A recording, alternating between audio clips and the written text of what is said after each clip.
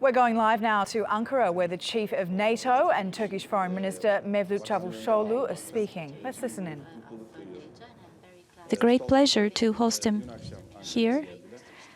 Mr. Stoltenberg arrived in Ankara last night, and he had a very fruitful meeting with the distinguished Prime Minister last night.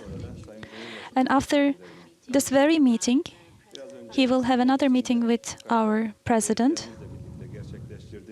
We just had a meeting with him upstairs in my office, participated by our delegations, whereby we talked about NATO-Turkey relationships. We talked about human smuggling and fight against illegal migration. And in order to put an end to the human tragedies in the Aegean Sea, we talked about the NATO activities in the Aegean Sea. We had the chance to talk about all these things. Since the beginning, we have been supporting the activities of NATO in the Aegean Sea, and we had one request from NATO, which was that Turkey and Greece, both countries, Turkey and Greece, and their political positions wouldn't be affected by the NATO operations. We have certain disputes, but we are trying to overcome these disputes through bilateral meetings and high-level meetings, as well as consultative meetings. On the other hand, in July, we are going to have the Warsaw Summit, NATO Summit, to be held in Warsaw. We talked about the agenda of the summit, and in May we will also have the Foreign Ministers' Council meeting in Brussels. So with regards to the decisions to be taken and implementation of such decisions, we talked about these issues, and we talked about the expansion policy of NATO. Turkey's position is very clear on that position, on that issue. We support the membership of Karabakh, and when it comes to the membership of other countries, we need to have some developments to take place. I mean Bosnia-Herzegovina, Macedonia and Georgia.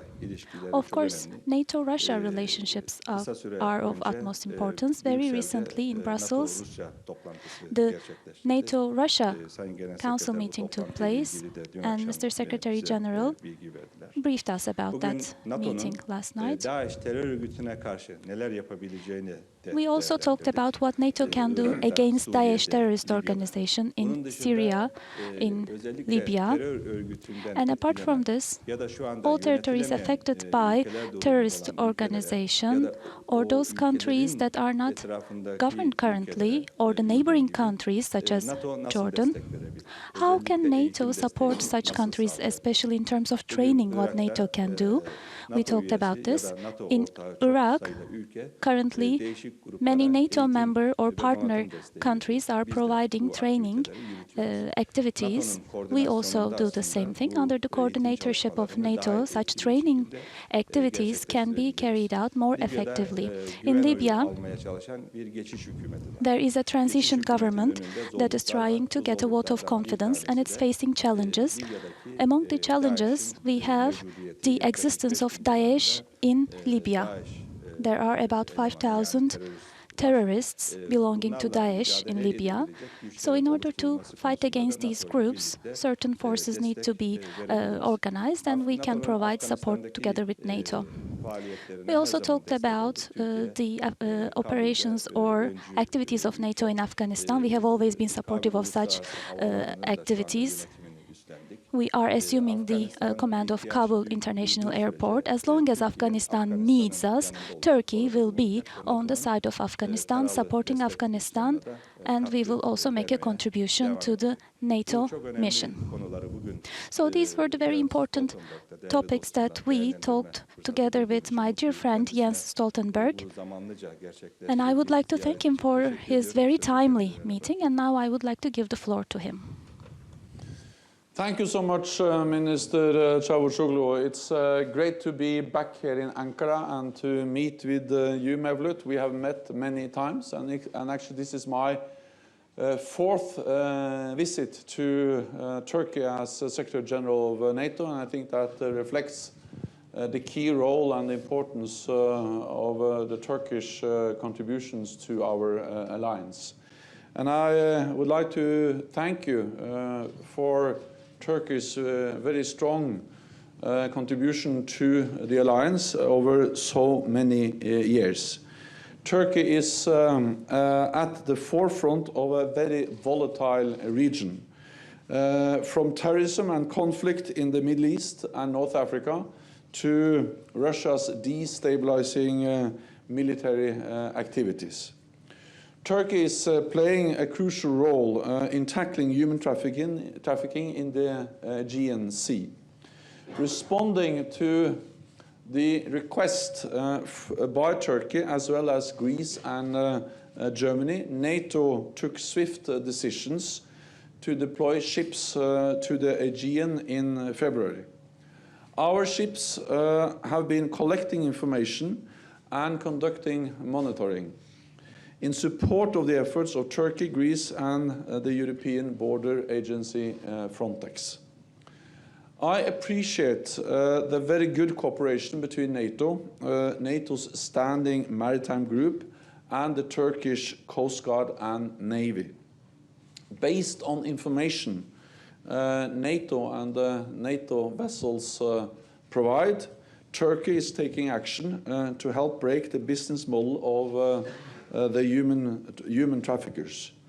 And figures from different international organizations confirm that the numbers of migrants and refugees crossing the Aegean Sea is now going significantly down.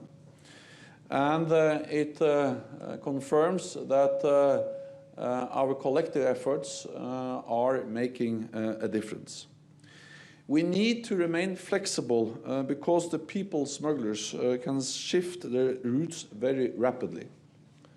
I also welcome the steps you are taking to implement the agreement with the European Union. This is not easy, but it is important for a sustainable solution. The migrant and refugee crisis demonstrates how urgent it is to find a peaceful solution to the Syrian conflict. Despite the announced partial withdrawal, we see that Russia maintains a considerable military presence in support of the Assad regime in Syria. The Syrian ceasefire is under strain, but it remains the best basis for a negotiated, peaceful solution to the crisis. I welcome Turkey's important contribution to the global coalition to counter ISIL, not least by providing critical infrastructure at the Incirlik airbase and by supporting the coalition in also other ways. We stand united in the fight against terrorism. There can be no justification for the horrific attacks we have seen here in Ankara, in Istanbul, and elsewhere in Turkey. NATO continues to augment Turkish air defenses through AWACS overflights and Patriot deployment. We have just started training Iraqi officers in Jordan, and I welcome Turkey's offer to host such training in the future. At our summit in Warsaw in July, we must step up our support to regional partners to build up their forces and project stability beyond our borders. In the fight against terrorism, building local capacity is one of the best weapons we have. We see that actually every day in Afghanistan, where Turkey plays a key role. You are one of the framework nations in our mission to train, advise, and assist the Afghan soldiers and police. We are grateful for Turkey's long-standing contribution to our alliance in so many different ways. As we face the most significant security challenges in a generation, NATO will continue to stand strong and united. Thank you. Thank you. Evet arkadaşlar, 2 soru alacağız. Hızlıca. Mahmut Görer Akşam Gazetesi hem Sayın Bakan'a hem Sayın Genel Sekretere Akşam bir sorum Daily. olacak. I have a question for the Minister NATO and the hali Secretary hazırda General. dünyanın en büyük güvenlik NATO is organizasyonu, currently ancak the Sayın largest Genel security Sekreteriyle de organization in the world, Sayın Bakan'ın da söylediği gibi but as terörle mentioned mücadele by the Secretary konusunda, General as well as çok the çaba Minister, gösteriliyor. there Siz NATO'nun have been so many efforts to fight against istihbarat terrorism. paylaşımı anlamında With regards to yeterli sharing olduğunu düşünüyor musunuz intelligence bölge için ve among the NATO'nun, allies, do you think içerisinde önümüzdeki süreçte bir the efforts are mekanizma sufficient within NATO, oluşturulması bu konuda söz konusu or olabilir are mi? you going to Devamında, establish a certain bazı NATO mechanism to ülkelerinin share terörist organizasyon intelligence olarak within adlandırdıkları, NATO? örneğin Türkiye'nin, A follow-up PYD question. konusundaki Certain tavrına groups diğer are NATO ülkelerinin tam tersi etkileşimde referred to as bulunduğunu terrorist görüyoruz. groups Özellikle by mühimmat certain desteği verdiğini NATO görüyoruz. countries such as Ya da sahada destek verdiğini PYG, görüyoruz. but other NATO Genel NATO Sekreteri olarak member bunu nasıl countries değerlendiriyorsunuz? are NATO'nun actually kendi supporting such içerisindeki, groups, thinking that they are not terrorist işbirliğine, groups, they are zarar veriyor providing mu? ammunition, etc. What do you think about this? Does this actually affect the coordination within NATO? We are sharing intelligence within NATO, and we are also constantly assessing how we can do that even more efficiently. And we have different mechanisms for sharing intelligence, and I think that the fight against terrorism just underlines the importance of NATO and the fact that NATO allies are working together in many different ways, but also by sharing intelligence to fight terrorism. I think we have to understand, or it is important to remember that to fight terrorism is about many different things. We have to have a comprehensive approach, meaning that it's about civilian efforts, police, civilian intelligence sharing, but also different military efforts. And NATO contributes to the fight against terrorism in different ways. We share intelligence, but we also address the root causes by helping to stabilize the countries where we see ISIL, where we see terrorism. And that's actually the reason why we are in Afghanistan. Our biggest ever military operation is a direct response to a terrorist attack against a NATO ally, the United States, 9/11/2001.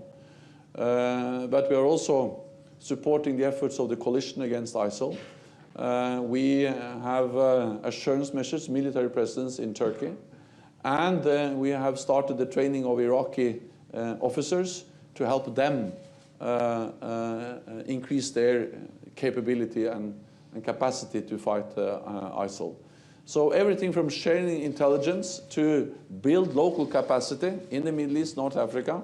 We stand ready to also support the new government of national accord in Libya to help them.